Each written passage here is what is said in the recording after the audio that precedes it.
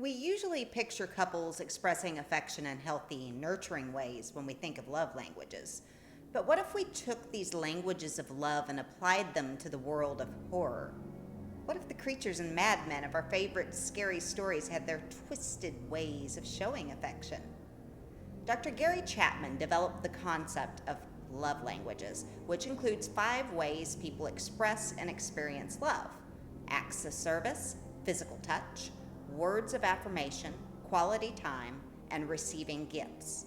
And understanding these can help us appreciate how people communicate affection.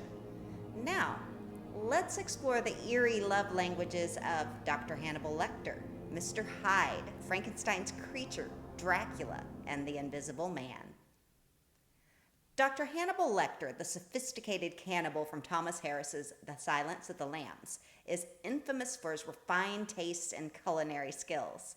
For Hannibal, love manifests through acts of service, albeit grotesque. His meticulously prepared meals, often featuring his victims, are a macabre form of care and control. Consider the scenes where Hannibal prepares elaborate dinners for his guests. Each dish is a masterpiece, a reflection of his twisted love for the art of cooking and his guests' inevitable consumption. These acts of service are Hannibal's way of expressing dominance and affection in his unique, terrifying manner. Having read the book a couple of times and watched The Silence of the Lambs at least 20 times, I'm always struck by the eerie elegance with which Hannibal prepares his meals. Remember when he said, "A census taker once tried to test me. I ate his liver with some fava beans and a nice Chianti." Now, Mr. Hyde, the darker half of Dr. Jekyll, from Robert Louis Stevenson's Strange Case of Dr. Jekyll and Mr. Hyde, represents unchecked primal urges and violent tendencies. Hyde's love language is physical touch, expressed through his brutal and often lethal interactions with others. Hyde's physicality is evident in his crimes, driven by a need to feel and exert power through his touch. His violence contrasts sharply with Jekyll's restraint, highlighting the duality of their shared existence. Hyde's actions are his dark, corrupted way of seeking connection through physical means. Reflecting on people I've known who remind me of Jekyll and Hyde, it's chilling how someone's demeanor can shift drastically. Hyde's physical aggression is a stark reminder of this duality that people have.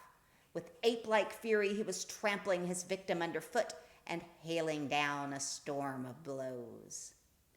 The creature in Mary Shelley's Frankenstein is a tragic figure yearning for understanding and kindness. His love language is words of affirmation, craving the validation and acceptance that his creator and society deny him. Throughout the novel, the creature pleads for compassion and understanding.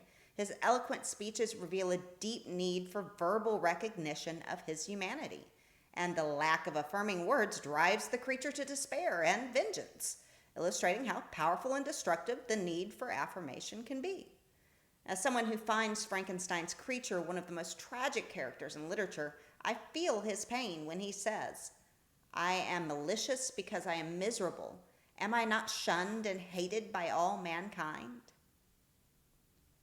Count Dracula, the iconic vampire from Bram Stoker's novel, seduces and controls his victims through prolonged interactions and the promise of eternal life. Dracula's love language is quality time, which he uses as a tool for manipulation and sustenance.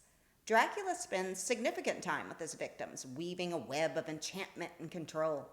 His need for quality time is a method of sustaining his immortality and establishing dominance. Dracula's interactions are a chilling reminder of how quality time can be twisted into a form of control.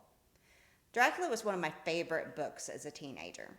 Now imagine being Jonathan Harker, wanting to be home with Mina, yet urged to stay with Count Dracula for the entire month. "Let me explain. I must keep you here until your work is done, but I wish to keep you in all your best freshness, and your letters will only prolong your stay." Dracula's prolonged seductions and engagements are his way of ensuring he gets the quality time he craves. H.G. Wells' Griffin, known as the Invisible Man, bestows himself the ultimate gift, invisibility.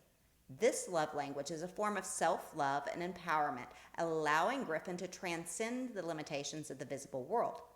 Griffin's invisibility is his prized possession, a gift that affords him freedom but also leads to his isolation. This double-edged sword highlights the complexity of gifts as a love language. Griffin's invisibility isolates him from humanity, showing him how a gift meant to empower can also alienate. We've all wondered what we would do if we were invisible. Yet Griffin's story serves as a warning. I made a discovery.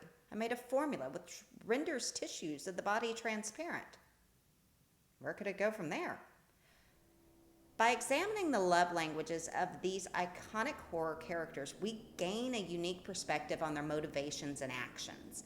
Whether it's Hannibal's grotesque culinary arts, Hyde's violent touch, Frankenstein's creature's plea for affirmation, Dracula's manipulative quality time, or Griffin's isolating gift, each character expresses their twisted version of love in ways that can deepen our understanding of their stories. So, next time you watch a horror movie or read a scary story, think about the love languages of the characters. It adds a whole new dimension to your experience. And if you've noticed any other love languages in horror characters, share your thoughts in the comments. And if you enjoyed this video, you know the drill. Like, share, and subscribe. And you might like this one next.